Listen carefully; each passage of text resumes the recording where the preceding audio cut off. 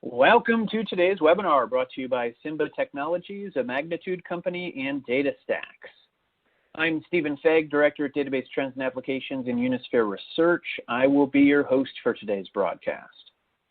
Our presentation today is titled, Charting Your Course to Cloud Analytics Success. Before we begin, I want to explain how you can be a part of this broadcast. There will be a question and answer session. If you have a question during the presentation, just type it into the question box provided and click on the submit button. We'll try to get to as many questions as possible, but if your question has not been selected during the show, you will receive an email response. Plus, all viewers today will be entered to win a $100 Amazon gift card just for participating. Now, to introduce our speakers for today, we have Jeff Baton, Manager of Customer Success at Simba Technologies, a Magnitude company, and Nick Panahy, Product Manager at DataStax. Now I'm going to pass the event over to Jeff. Thanks, Stephen. Great to be here with everyone today. Definitely a very relevant topic. We've all been working with cloud probably a lot more as we've been working from home here. Before I dive into the topic, I want to give you a bit of information on who Simba is. Simba is all about data connectivity. We are primarily ODBC and JDBC, and if you're not familiar, that's really connecting databases to different applications like Tableau or Power BI. We've got a long history there. We worked with Microsoft at the start of ODBC in the early 1990s, and we've been growing ever since. Our first major driver that we did kind of stand alone was in the Hadoop ecosystem with Spark and Hive and other sources, and we became the de facto standard for the ODBC and JDBC connectivity for Spark, and we've expanded to all other sorts of data sources since then, a lot of NoSQL, a lot of SaaS applications, graph databases, things like this, and we've had really good success. 100% of the Gartner BI Magic Quadrant 2019 uses our data sources, so we've kind of had a front row seat as the data landscape has changed from on-premise to cloud, and as analytics and other components are making that same transitions. We have a lot of great relationships with a lot of data source vendors. DataStax is a great example of that, and we'll definitely be hearing more from them today. And there are a lot of other companies, and so that really means that we are right into the development pipeline with these companies, and our connectors are staying up to date. And I'll pass it to Nick now to give an introduction as well. Thank you, Jeff. Hey, folks. Nick Panahy here from DataStax, one of the product managers on the cloud solutions side. In short, DataStax is the company behind Apache Cassandra, which is a NoSQL distributed database. And we've helped incubate the project to the maturity we see today. And we've got products that are based on and for Cassandra. We provide support for Cassandra through Luna. We also provide an enterprise version of Cassandra with additional workloads such as analytics that we'll be talking about today. And I'll also be talking more about our partnership with Simba as well as our journey through our cloud analytics and our general analytics journey as our product strategy has changed for cloud ubiquity. I'm going to turn it back over to Jeff now to set the landscape on cloud analytics and what that means for all of us. Thanks, Nick. And so, yeah, really thinking about what cloud analytics is, and there's a whole bunch of different components that are involved in analytics, whether it's cloud or whether it's on-prem. It could be the actual BI or analytics applications like Tableau, like SAP Analytics Cloud that are in the cloud, but then there needs to be a whole stack that is feeding those applications for you to be able to actually do analytics. Does cloud analytics mean all of those things are in the cloud? It could potentially, but I think for a lot of companies today, that's not the case. There's still a lot of hybrid going on where parts of this at least are on-premise, parts are in the cloud, and slowly more is shifting to the cloud. Starting at the data sources, and a lot of those data sources could be things like SaaS applications, Salesforce, or LinkedIn, social media, PayPal.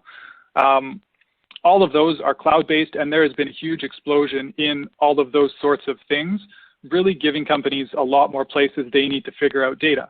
Then you've got actual databases, data warehouses, A lot of those are going cloud first. If you look at things like Snowflake and Amazon Redshift, a lot of database as a service type operations as well, DataStax Astra being one of those. And so then really the whole analytics journey is going to be about connecting these two sides of the equation, the place where the analytics is actually happening and the place where your data is stored or where your data is generated. And as I mentioned, we are transitioning really to a cloud-first world. We are no longer on-prem. A lot of these things are cloud only. A lot of our major data storage across enterprises is in Azure or in AWS or things like this. Social media and all of the advertising that enterprises do along with that is all happening in the cloud. We're storing our sales data, our support data, all of these in cloud applications, and more, the actual data warehousing and things like this are happening in the cloud, and things like machine learning and other analytics on top of that are a lot of cloud-based workloads. So it's definitely a trend, and we're definitely seeing a lot of data sources that are now cloud first. And I think it's interesting to really understand the landscape at different companies, and I'm interested to hear from everyone in the audience today what is happening at your company. How many different data sources does your company use to actually get an understanding of the analytics that you're doing? So things like Salesforce, Marketo, and yeah, we're getting to the poll here, but things like Salesforce, Marketo, different databases, whether they're relational, whether they're NoSQL, whether they are graph databases, kind of what's the total amount of data sources that you're using? And I'll pass it over to Stephen.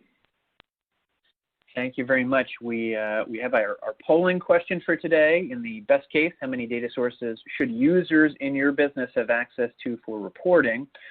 And while we wait for you to select your answer, just a reminder, if you have a question during the presentation, just type it into the question box provided and click on the submit button. We're going to try to get to as many questions as possible later, but again, if yours is not selected, you will receive an email response.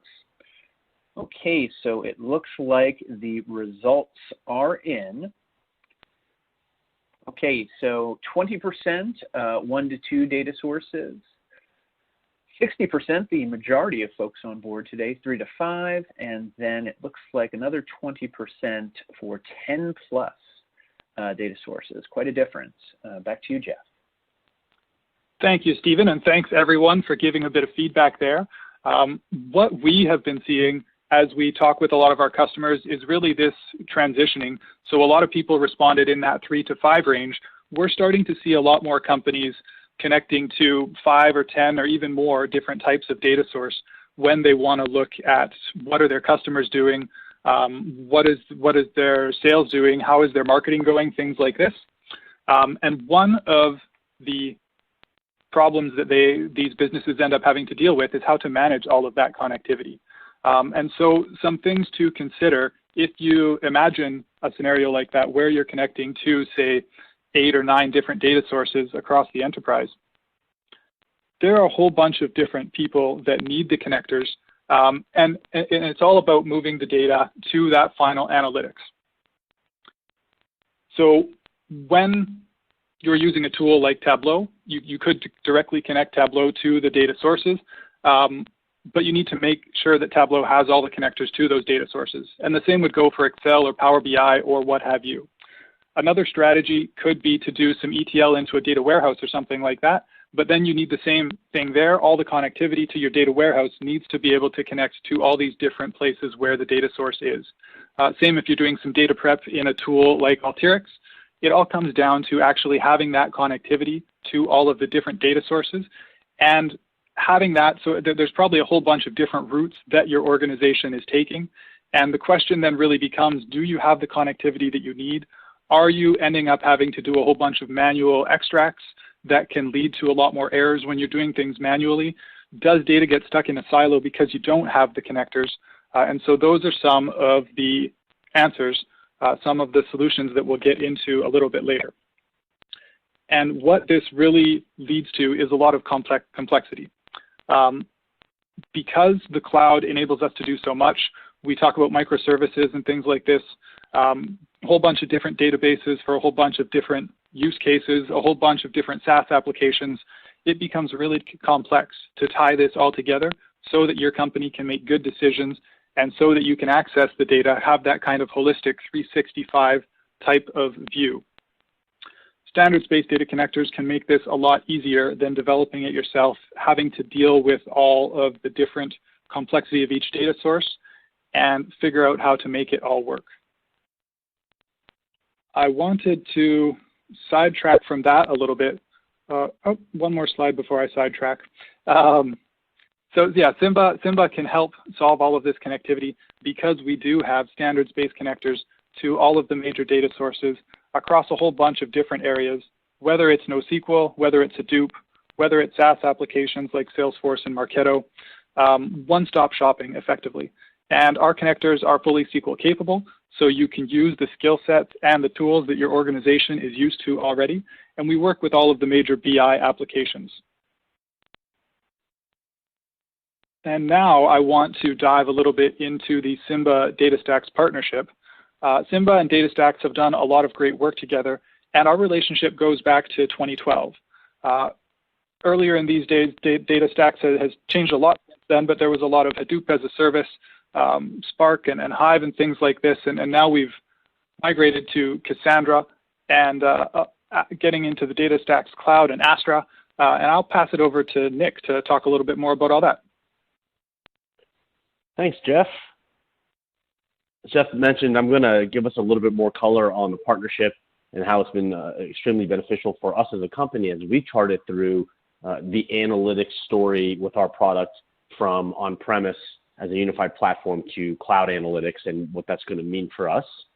A little bit about the product first. As I talked about, we are the company behind the Apache Cassandra, which is a NoSQL distributed database. Our analytics product comes in form of an integration between Spark and Cassandra, where we previously have provided, in a pre-cloud world, we provided a single unified platform for data analysis. So we also have search and graph functionality.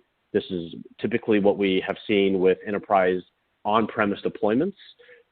With the ubiquity of the cloud and the rush to use software services and deploy infrastructures on them, we have also changed our strategy a bit. What we see here is a typical deployment for an application utilizing DSE analytics. An application cluster will house multiple data centers, whether they're on-premise or in the cloud. We typically deploy in workload fashions. So for an analytics use case, you'll deploy a data center, whether on the cloud or on-premise, with Spark enabled. And you also have a Cassandra data center enabled for OLTP use cases. Spark itself is a tool that has raised itself among the other frameworks for analytics to provide SQL, streaming analytics, as well as machine learning libraries. With DataStax Enterprise, we have first initially asked Simba with the beginning of the partnership to expose some of these enterprise features to open source users. So the enhancements that we make, we partnered with Simba to not only just have connectors to expose these functionalities, but also to enhance some of the installation experience. So as we have garnered more ecosystem with BI and ETL tools, we've seen that users get faced with a decision problem, whether they want to connect with Cassandra or Spark. The first problem that we set up to solve for these users is to build a single installation experience for these drivers. So we asked Simba to take our partnership a little further from exposing the enhancements of our product to actually build a new driver that's a combination of the Spark and Cassandra driver to really try to simplify this decision making and simplification dealing with BI and ETL tools through ODBC and JDBC. But as the cloud really became knocking on our doorstep, from a DataStax perspective, we had to adjust our priorities and focus our resources. And just this year, we finally launched our Cassandra as a service product in the cloud. So this is Cassandra as a service, which takes all of the simplicity of cloud services and the power of Cassandra to the cloud, but we're faced with another problem at this point from a company perspective in the partnership, is that the DSC Unified Analytics Platform doesn't necessarily belong in the cloud the way DSC previously did or exists today. The way people consume and use cloud services, they use multiple clouds. It's really a architecture free-for-all. So taking Cassandra to the cloud and not having an SQL engine presents a new problem for us, not just as a partnership, but as a company. We can provide a connector to Cassandra, but we can't harness all of the ecosystem that we used to have with JDBC and ODBC, because we really do need that Spark framework technology. So from a product perspective, where we're moving to that's going to further enhance the partnership with Simba is we're moving to a bring your own Spark model, which means we're putting more focus on connectivity and connectors. Now, as a company, we're going to have enhancements that we're going to want users to take advantage of, but we can no longer make the analytics framework decision for them. So the partnership has a new challenge, but also new opportunities to solve this space. And from here, I'm going to turn it back to Jeff to actually touch a little bit more from the other perspective, from a connecting multiple data sources perspective again. Thanks, Nick. And so now I am going to go back and talk about just that breadth of connectors. I talked a little bit earlier about how there's so many different areas where companies need to connect to get their data. And this is just a sampling of the drivers or the connectors that Simba has. You can see that there's a pretty broad range. There's much more. Check out our website, simba.com/drivers. And just wanted to remind you all of the complexity of managing all of this across the enterprise. So as Simba has been seeing this explosion in data sources that the cloud has helped to bring, we've been building a lot more connectors as well, but we've been seeing the challenges that this brings to the enterprise. And we've been thinking about how we might be able to help manage all of this connectivity. And the result of this has been Magnitude Gateway. And this slide here can help give you a little bit of an understanding of what Magnitude Gateway does. On the left, you have different applications that an enterprise might want to use. You might have RStudio users who are doing some data science, Informatica users doing some ETL, people in Excel or Tableau, and it could be a whole bunch of different applications that support ODBC or JDBC.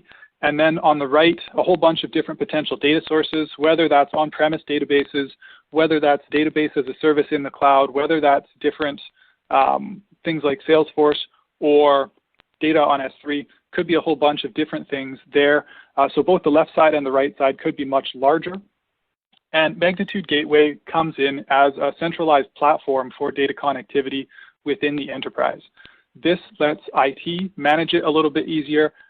It means that instead of on the left-hand side needing a whole bunch of connectors on each of those different machines, you only need those connectors to be located on that Magnitude Gateway platform.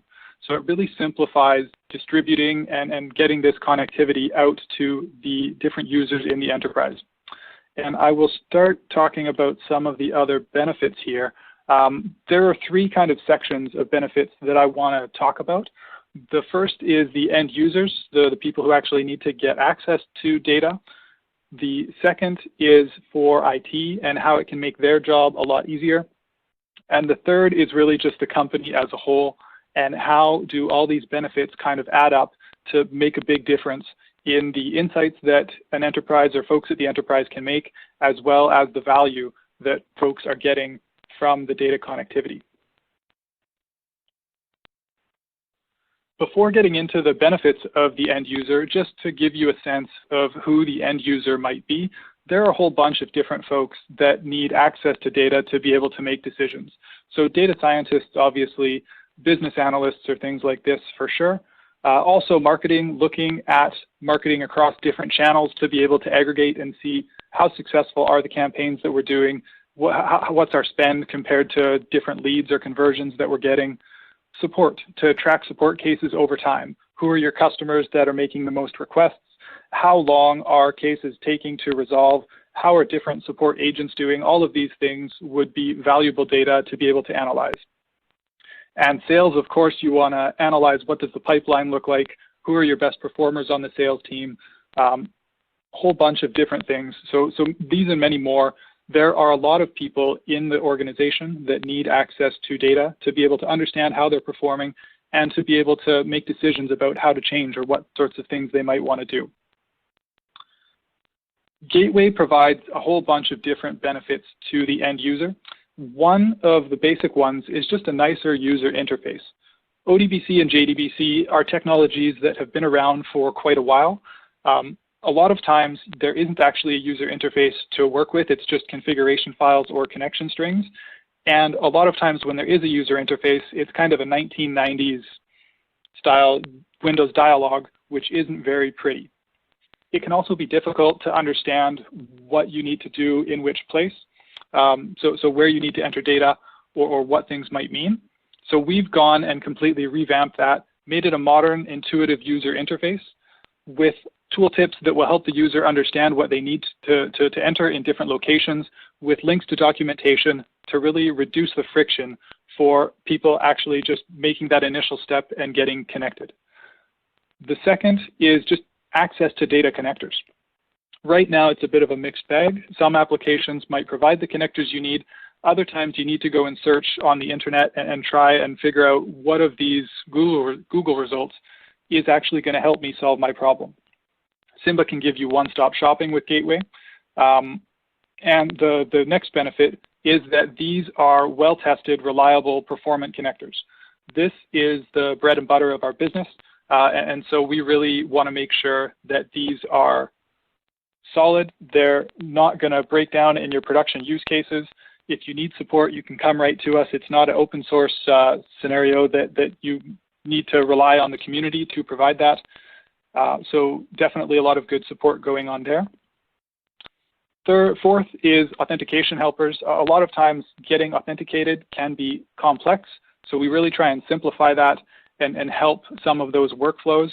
And really this all just adds up to the connectivity just working. It's not something that users need to struggle with. It just doesn't get in the way and lets them get to what they're really interested in, which is the data analytics. On the IT perspective, if you think about a really large organization with a few connectors installed across hundreds or thousands of different users, that ends up being a pretty big thing to manage, especially when you look at security updates, but also all of the underlying APIs for the data sources are changing over time. So that means that the data connectors themselves need to get updated. This adds to a lot of different updates and installs needing to happen over time, as well as things like the organization wanting connectivity to new data sources. This could be a real burden on IT to manage and to make sure that users are getting what they need. And often we find that IT becomes a bottleneck in this scenario. With Gateway, this is all centralized, so the component that is deployed for end users is very stable, doesn't need to be updated all the time, and IT can easily manage the different connectors in this central component. It's only one place where the updates need to happen. It's really going to save them a lot of time.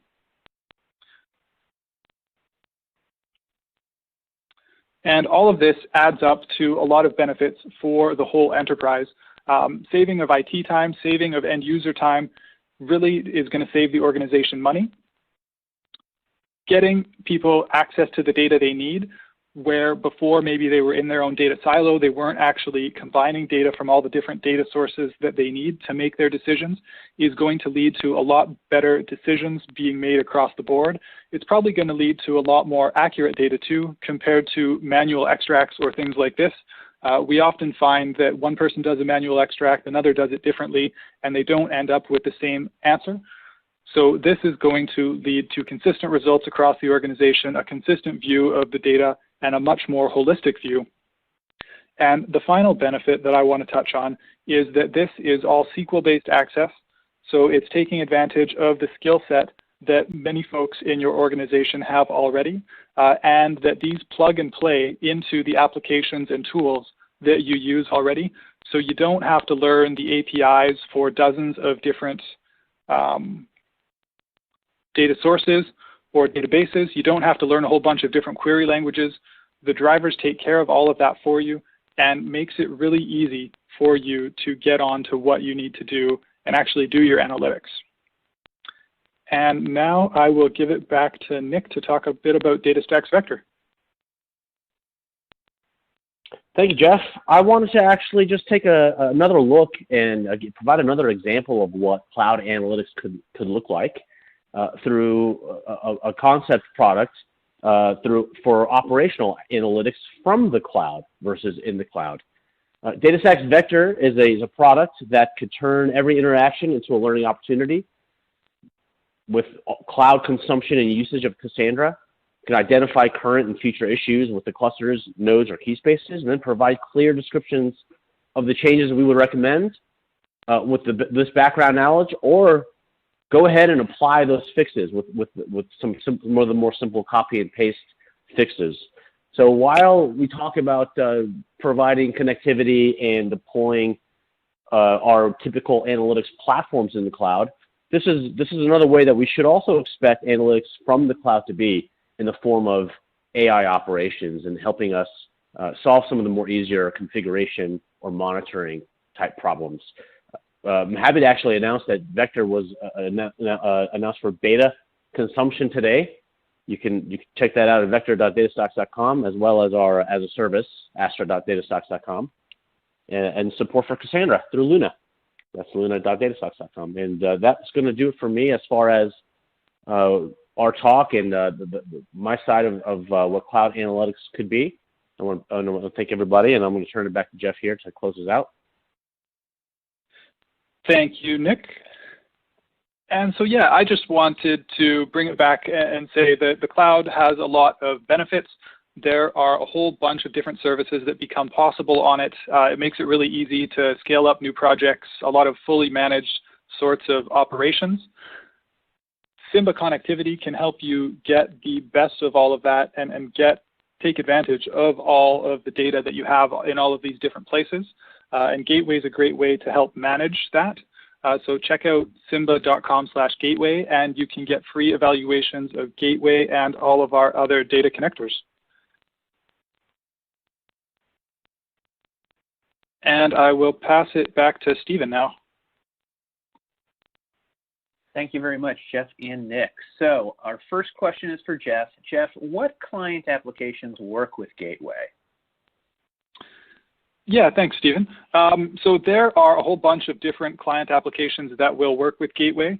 You get ODBC or JDBC, universal ODBC or JDBC driver on the client side, and that really translates into Tableau, Power BI, MicroStrategy, Alteryx, Informatica, SAS, SAP applications. It's a huge, long list. They're both very well used standards, so most data applications are going to work with Gateway. Understood. Thanks for clarifying. Nick, our next question is for you. Who is looking to leverage more than one cloud provider for their analytics use cases / deployments, whether that is processing or for data sources? Yeah, that's a great question. We've seen a lot of multi-cloud deployments and desires to be multi-cloud for whether it's just different service consumption or for more availability. This goes back to a lot of what Jeff was talking about by having data sources in various places and often wanting to do analytics across these things. So whether the traditional way would be migrate data, ETL them, bring them together under one roof somewhere that you can process them. But as we're just becoming more cloud focused and hybrid deployments and multi-cloud, this is something that's going to be that's already being seen a little bit. Understood. And Nick, just out of curiosity, is there kind of a standard journey you see companies take with respect to hybrid and multi-cloud, or is it fairly diverse as far as, you know, moving from on-premise and kind of getting your feet wet and then going a little deeper in?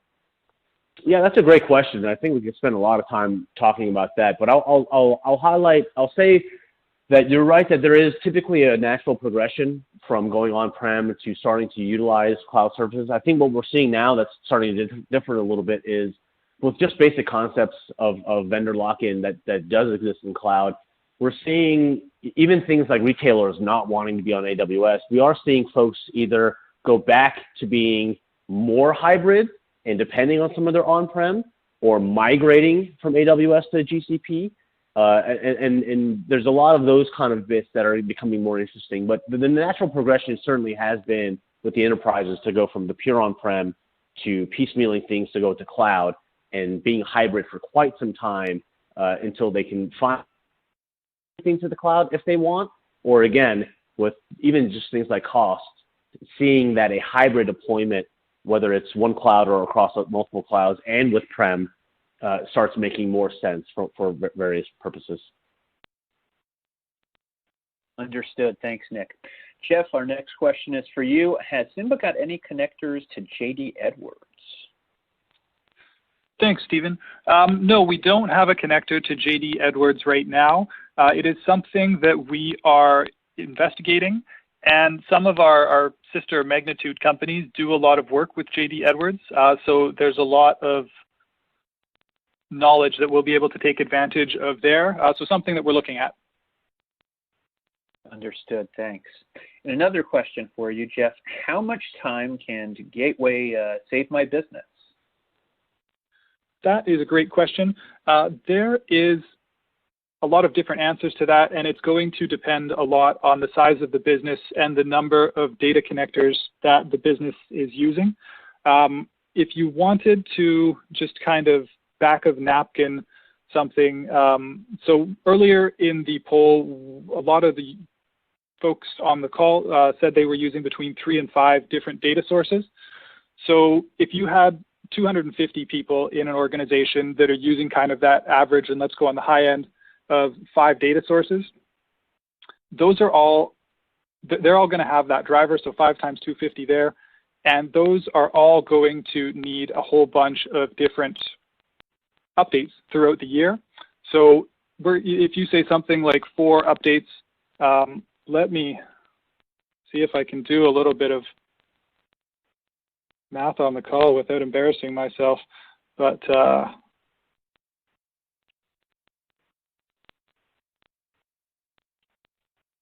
I think we're at something like 5,000 updates in a year that are going to happen, and that's a relatively small if you've got 250 users. And so it depends, you know, if you say that each of those updates takes 15 minutes or something like that, then you're really getting a lot of time. So let's see, that adds up to like 1,200 hours or something that are going to be saved in that type of scenario. And if you scale that to an even larger enterprise, then it's going to take a lot more time. And so it's going to save a lot more time using Gateway, because all of those updates are centralized just onto the Gateway platform. And it's just going to be, you know, a couple hours as opposed to that 1,200 hours type of scenario. Understood. Thanks, Jeff. Next question, can we use this data analytics solution from any cloud provider? Great question. It depends a little bit. So it depends on how the provider enables things to be used in their cloud. If you look at something like AWS Glue, AWS Glue lets users take their own JDBC driver and push that into the AWS cloud so that you can move data around through Glue. But if you look at something like AWS QuickSight, they don't allow a third-party connector to be put into their cloud. So if it's something where you have, as a user or an organization, have enough control that you're able to bring a third-party connector in, then definitely you can use it. Some won't be in that situation. They'll kind of lock off and not allow their users to upload or leverage things like this. And another avenue is that Simba does partnerships with a lot of these analytics companies. And so they might, on their own, have this available already, and you'd be able to connect to your Magnitude Gateway deployment. Understood. Our next question, the main issue with distributed data access is the network bandwidth and recovery. The recovery will depend on the level of accuracy one needs. However, what level of data recovery is there? And Jeff, if you want to start this, and maybe Nick can weigh in as well, you know, since you have firsthand experience in this area too. So data recovery, I guess, let me just think about what the best way to answer this is for a second here. if we're doing writes, so writing into a data source, then it's going to depend a lot on if that data source uses transactions and if you're using transactions or not. Gateway and the Simba connectors don't add transaction type of support on top of the data source itself, but if the database does support transactions, we will expose that. So you can do rollbacks and those sorts of things. If it's a read scenario, at present, Gateway doesn't cache data client-side. We don't actually remove data from the data source, so you're not going to lose the data. Nothing like that is going to happen. But if you were in the middle of a job and something, there was an error for some reason, we don't cache that data on the client side at present. It's something that is on our roadmap to expand to, but at this point, you would just have to start the job again. This is Nick here. I'll throw in some color from the database or data source perspective. For Cassandra, you know, there's certainly an assumption here of folks knowing what Cassandra is and how it works. One of the value adds of the system outside of a cloud perspective is the high availability that the distributed nature provides. So this doesn't stop necessarily with cloud deployments, and certainly recovery is always going to be a thing. But what we typically see is we don't talk necessarily as much about recovery and data loss as we do talk about tunable consistency. So for us, the conversation changes a little bit. We have database mechanisms that handle data loss so that you don't have to rely as much on recovering data in certain locations to perform the functionality, but there would be some consistency considerations to give up. Now, the nice thing is, from our perspective, with batch analytics or typically anything that's not going to be the timing of a OLTP system or just a workload, is that these don't have to be real time, which means you can often relax the consistency requirements or even wait for the data to be rebuilt if you do have stronger consistency requirements. So aside from the database functionality that provides backup and restore and DC replication and node replication, all that, the big point for us is that we typically change the conversation from how fast can I recover to how much consistency do I really care about across this distributed system, and how can I tune that for my use case, specifically for analytics. Understood. Thanks, Nick, as well as Jeff. You know, before we wrap up here, you know, I wanted to give you the opportunity. What would you like our viewers today to really walk away keeping in mind? So, Jeff, maybe if you can start just kind of your final remarks and what you'd like everybody to keep in mind going forward. Yeah. So I would say that the cloud has a lot of potential. It makes a lot of things possible for us, and that leads to a lot of fragmentation because there's so much going on in so many different places. Gateway and Simba can really help you get connected to all that data, help you manage all of that complexity so that you can make the best decisions based on all of the advantages and all of these different components that the cloud provides. Understood. Thanks, Jeff. And Nick, your final remarks. Thank you. And as one of the data sources, again, I think the final remark is for us is to consider cloud analytics as going forward to really leveraging a lot of the different ways you can look at data, house data, and utilize the softwares online. And good ecosystems will allow to do that versus try to lock you down into some kind of a unified platform. But it's possible to do a lot of analytics these days with the disparate data sources, and we've seen a lot of success with ODBC and JDBC APIs bringing these ecosystems across clouds as well as in hybrid deployments. Once again, I'd like to thank our speakers today, Jeff Baton, Manager of Customer Success at Simba Technologies, a Magnitude company, and Nick Panahy, Product Manager at DataStax. If you would like to review this presentation or send it to a colleague, please use the same URL that you used for today's live event. It will be archived, and you'll receive an email once the archive is posted. And just for participating in today's event, you could win this $100 Amazon gift card. The winner will be announced on June 30th. We will reach out to you via email if you are the lucky viewer. Thank you, everyone, for joining us today, and we hope to see you again soon.